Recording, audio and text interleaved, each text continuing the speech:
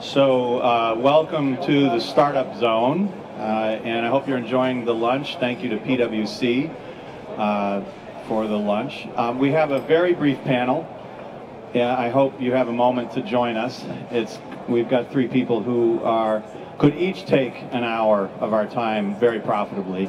Mike McNamara, CEO of Flex. If you could take the seat here, make sure to turn on their microphone. And Alex Koster, right here, and Yossi Vardi.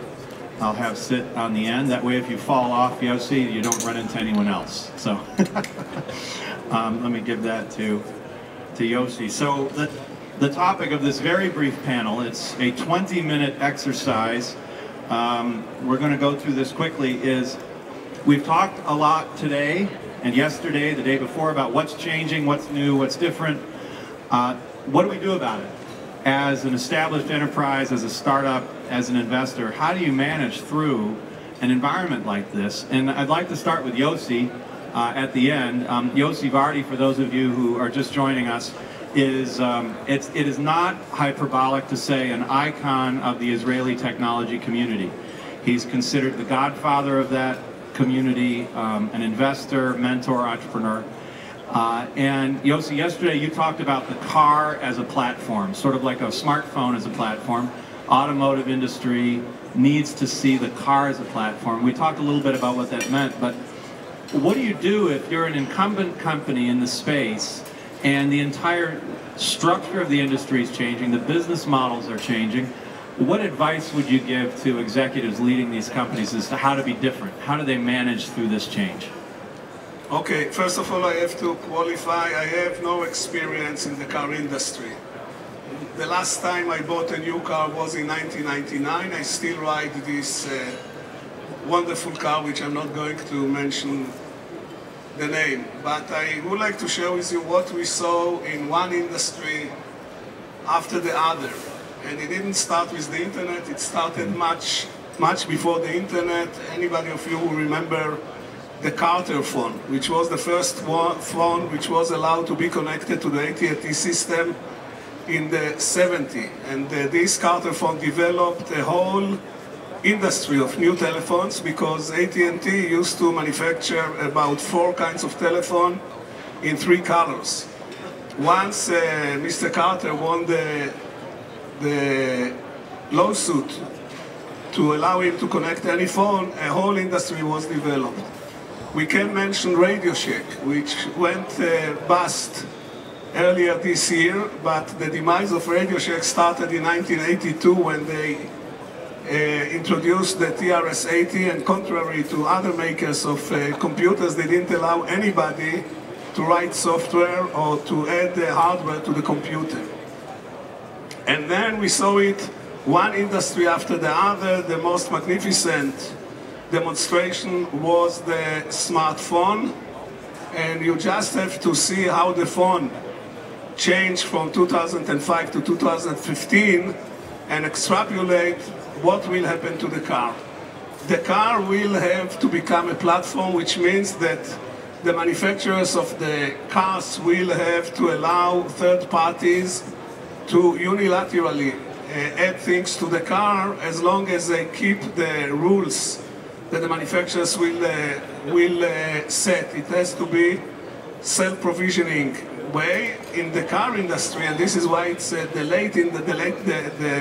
last industry to join this thing. The things are much more complicated. Number one, because of security, and number two, the car was very closely guarded by the manufacturers to be a closed platform. But those who are not turn their cars into platforms are going to miss some of the new future, most compelling things that we don't know what they are yet, which will attract many users to those who will allow the cars to become a platform. And Yossi, to build on that, that openness, as you said yesterday, is anathema to the way the industry has worked for its entire history. I control everything, I define everything that goes into the car, I'm the one that controls access to the platform, for instance, is a closed platform. But also, and maybe Alex and Mike, Alex is with PWC, our host here, today and focused in the automotive space, and Mike McNamara is CEO of Flex, the sponsor of this whole new mobility world startup zone.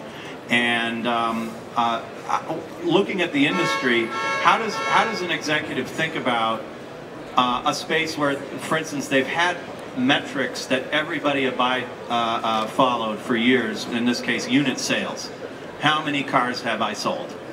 Alex, how does an industry go through changing to think about alternative metrics of performance? I mean, that is the gold standard metric in units sold. But with car sharing and things like this, that's going to be under threat in the next decade. What do they do?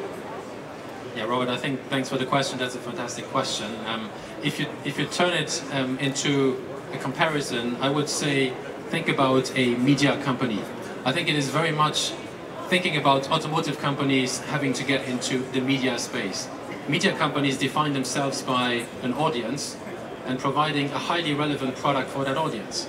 If you think about it, somebody who consumes media, I think the latest statistics are that people consume about 6 hours of media per day. And by the way, they are choosing to do so. It's not because they have to get from A to B, but they really want to consume that media. So media companies deeply understand their customers. They provide a product that is highly relevant for them, and you want to have tons of interaction with them.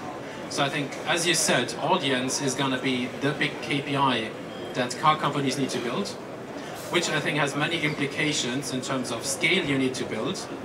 Audience is about scale. It's about relevance of the content and the product that you build. And it's about having tons of interaction with your customers. So not just selling a car every 7 years, one off and there it goes, but having constant exchange with your customers. And that's new for the OEMs in the industry, in the sense that for years they had a channel, which was the dealer system, etc. They had limited contact to the end consumer. So in some ways, this is a big opportunity for OEMs to get closer to consumers. Alex, PWC, and you were involved in this, released a connected car study recently. What else in there would you like to underscore for the audience today? Well, I think the connected car study brings very clearly a perspective that we will see a couple of phases over the next few years. I think the next 5 years will be rather evolutionary in the sense that you will still see cars adding functionality, and maybe I think you will see much of the platform thinking coming through and other people starting stuff to it. But the phase after that will be changing over to a mobility service and it being very much a completely different environment, and you buy it as a service on a continuous basis, and you might not have it anymore yourself on a majority basis. Yossi? Okay, well, we're going to shift topic if you want to jump on that topic. I just would like to add two things very quickly. Number one, it will offer the opportunity to car makers to define some of their customers as subscribers, because with all the added features and the applications, etc., there will be a room to a model of subscription, very much like Microsoft is moving from a one-time sale to subscription, and I think this is a great opportunity. Number two, regarding the connected car, I would like to suggest that everybody is talking about Wi-Fi. I think what the world is really need is a fiber extension cord, which will go after the car. Great. Subscribers, I mean, that's an alternative model. I remember in 2010, I was meeting with a couple of leaders, about 8 or 9 leaders from a big OEM in the US, I won't say who it was. And let's be fair, 2010 was not the best year for the automotive industry, you know, the global financial meltdown, so let's cut them some slack.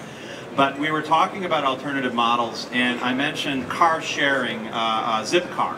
So Uber had not even been invented yet. This was just before Uber came out. Zipcar and some of these models.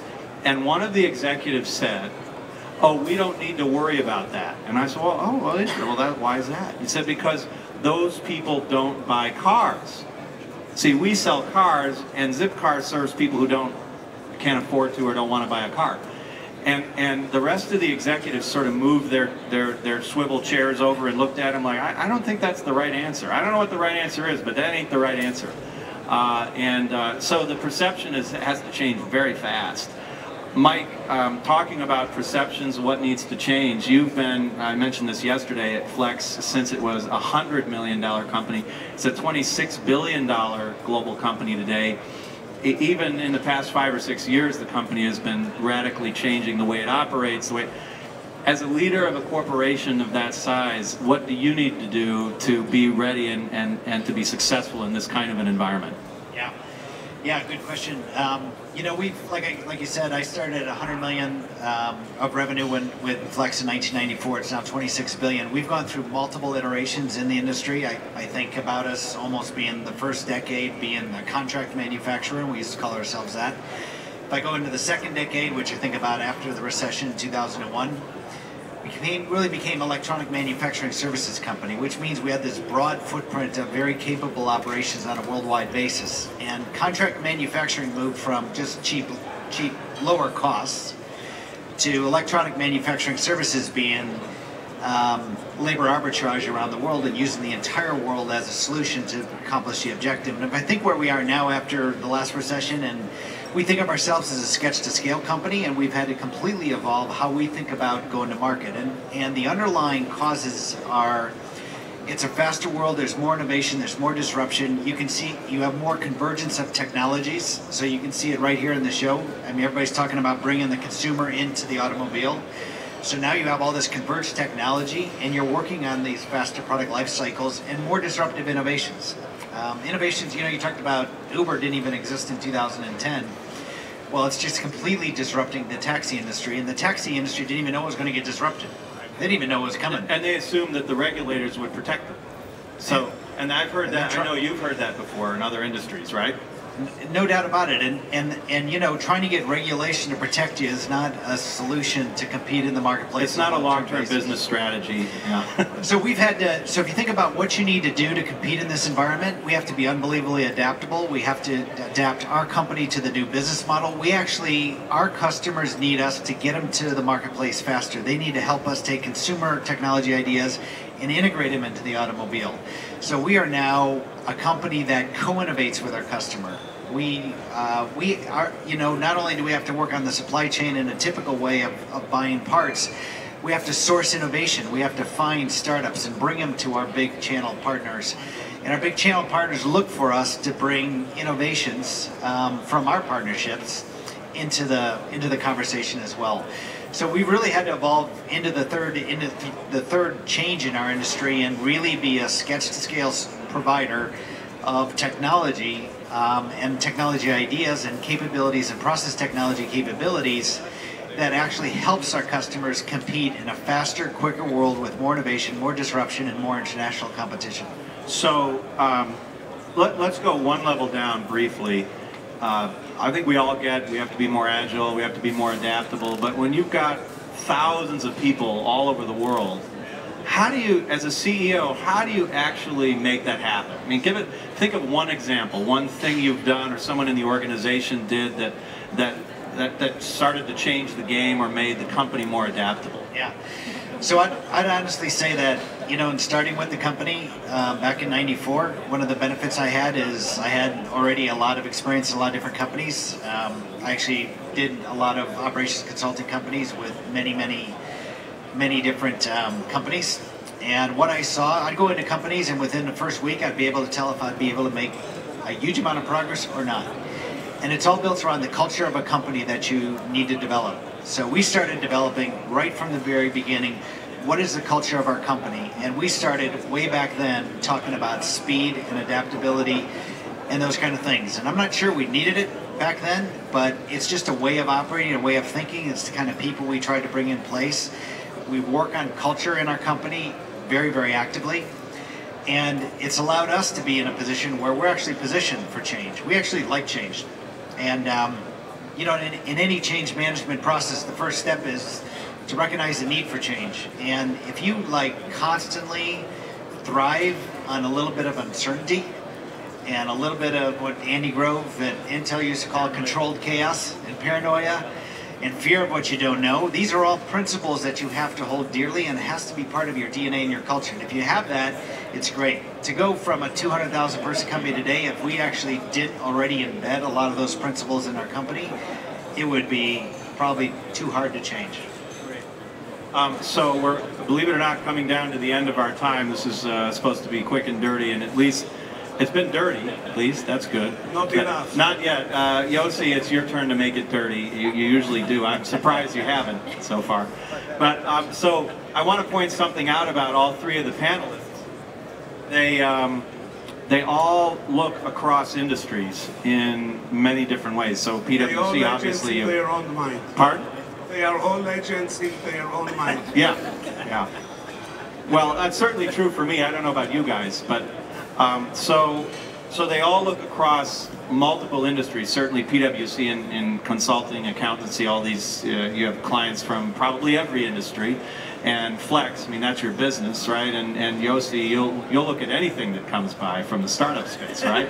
Who knows what they're doing, right? They don't usually even know what they're doing. Yeah. I think you know what you say, kind of with tongue-in-cheek or cheek-in-tongue, how it's going in English. It's very true. You don't know what they will come, and the promise when you do a platform that people from totally different industries will come and find ways to add value. I'll give you one example. Some 3 Israeli guys like 2 years ago took their smartphone and turned it into a vision system for a car, which was bought by one of the major entertainment OEMs in the industry. And it came from a total different sector, not from car manufacturers. So when you do platform, you are able to take great things from different places, can be health, can be entertainment, can be sport, can be advertisement, and merge them into totally new areas. And this is a great promise on, number one, creating compelling user experience, and 2, creating new business opportunities. Well, I mean, I tell my students and clients that the big threats don't come from your direct competitors, because you already know everything they're doing, and they know everything you're doing. You hire the same people, you go to the same conferences. The big opportunities and threats are at the periphery. And again, that's one of the things I love about the panelists, is that they all look across multiple industries. So I've got a question for you that hopefully will be useful for all of us, and that is, given the diversity of spaces you serve and look at, where do you look to see what's coming next? I mean, what's one source that you pay attention to? Could be a blog, a publication, could be a friend of yours who just seems to have, you know, Robert Scoble, for instance. He's the guy, Yossi, I met him through Yossi. He seems to know everything that's going on in the cool gadget space in the world, right? So what's the source that you look at to stay ahead? So, yeah, I'll go first. I couldn't agree more with what Yossi just said. It's actually the cross-industry innovation that's actually the most interesting in today's world, and that's why there can be so much disruption, is because the opportunity exists for that to happen. You know, one of the benefits we have at Flex is we have over $1 billion of revenue in 12 different industries, so we actually get to see the innovation, and most of the $1 billion that we're doing in each of those industries are typically the most technically advanced products they have in those industries. So it gives us a really good window. But the place that we see more than anywhere else is in our consumer electronics business. And what's interesting about that is you have one-year product life cycles, you have a massive amount of competition, you have a tremendous amount of Asia competition. And so as a result, you pick up a new building middle class with massive power because of the scale of Asia. And you get to see all those innovations, because if you think about the consumer electronics industry, it's heavily Asia-based, and particularly it's moving more and more rapidly into China. So the things we see in terms of supply chain innovations, in terms of technological innovations, in terms of what's possible in terms of cost structure, even in terms of business models like Xiaomi. You know, Xiaomi is #3 cell phone manufacturer in the world, #1 in China, and it's only been around for like 4 years, I think. But they innovated on a business model. So whether it's business model innovations, supply chain innovations, technologically innovations, or how you can use it for a new middle class that's going to number another billion over the next like 5 years. There's a huge amount of learning in that, and the learnings that we see in that industry, we actually can apply across into automotive, into medical. We think it has implications all the way across. But those fast product life cycles and massive international competition with a consumer base of another million or a billion people coming into the middle class, which creates new possibilities, is a beautiful source for us to think about the rest of the world. And there's so much prototyping going on in East Asia around consumer electronics, mobile, the things that we haven't seen here yet, in fact. Alex, where do you look to keep ahead, in addition to publications from PWC, of course? I think that's a pretty good reading. No, but I would add to, I think, to the point that was just made, if you look across industries, that is the most benefit that you would also see in bringing strategy to companies. So whoever the CEO is of any company, they are all now looking for what is my digital strategy, what is my digital strategy. I will always get to them and say, well, first think about what do you bring to the world actually that is really differentiated in what you do today, and then how can you build on that to find a place in the future world, because everybody's looking to Silicon Valley and thinking after which companies could I buy. And I think that's not necessarily the best way of really getting into the space. And if you also think about it, many of the sectors are still in stone age when it comes to internalizing essentially the thinking of digital disruption.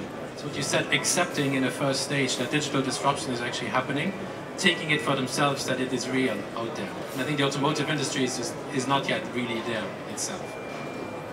Yossi, where do you look to stay ahead? I think you personally know the answer. I spent good part of my time very close to the grassroots, very close to the ground. I go to endless hackathons, meetups, unconferences. If I don't find all these new ways of empowering talented people, I create them myself. I create maybe 20 unconferences all over the world where I bring talent people. I'm not interested in business people. Business people are good for PWC and their competitors. I would like to stick to the talent. And the younger they are, the smarter they are. So you heard it here, business people are not talented. Business people are not talented. You know, in America they developed a very strange method. As long as the guy's competent, they let him do engineering, and when he becomes non-competent, they push him up to be a manager. So why should you spend time with them? But there are millions of talented, empowered today kids with which they can do fantastic things. You know it in Flextronics. When I was a young guy, I built one tube radio, and it was like unbelievable. Today they have Arduino. Every hardware became a component. They take smartphone and Arduino and some duct tape and chewing gum, and they create wonderful things. And this is where the real innovation and the fresh idea and the wow and the magic is happening.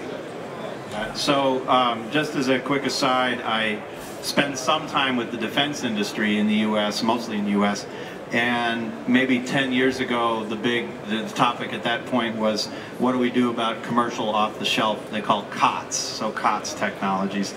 And for many years, of course, defense was way ahead of everybody else. The best technology in the world was in the U.S. defense, classified research, of course, some Israeli research as well. But then maybe 10 or 15 years ago, people started to realize, wow, there's better stuff in a video game than we have in a missile.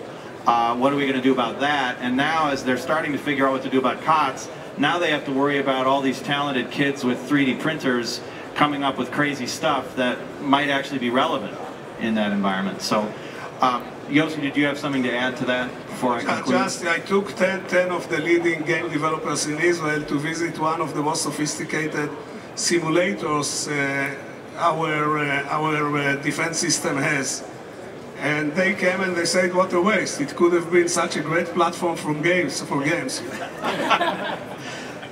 Well, so I think that's a good note to bring this to conclusion. As I said before, I have great respect for all three of the panelists, and I love meeting people like Yossi, Alex, and Mike. We should say that we have some respect to you, right, guys? Toda rabba, toda rabba. So the ability to look across space and time, and if you're a business leader, you want to find people like that have curiosity, interest to look across, and can transfer and translate. It used to be that we focused our expertise, we became great at drivetrains and automotive, and that was our career path, and then eventually we got bumped up to management when we weren't a good engineer anymore. But today, if you're too focused, you're dead. So the demise begins way before it is apparent. Yossi's pointed that out many times, his Radio Shack example, the smartphone example, You don't know what will come. No one knows. None of us know what will come, but we have to be there before it happens. Alex, you gave the example of the media industry. That is scary as hell, because we've seen what's happened with the media industry. But by the way, there are still a lot of people making a lot of money in the media industry. They just make it very differently than they did 10 or 15 years ago. Similar process will happen in the automotive industry. And Mike, if you're leading one of those enterprises to go from 26 to 50 to $100 billion eventually, the only way to do it ultimately is to have the culture you talked about that allows people, that requires people to be adaptable and try stuff and figure out what works. Because what works today isn't going to work in a couple years. So thanks a lot to the panelists and to all of you, and let's go to the new mobility world.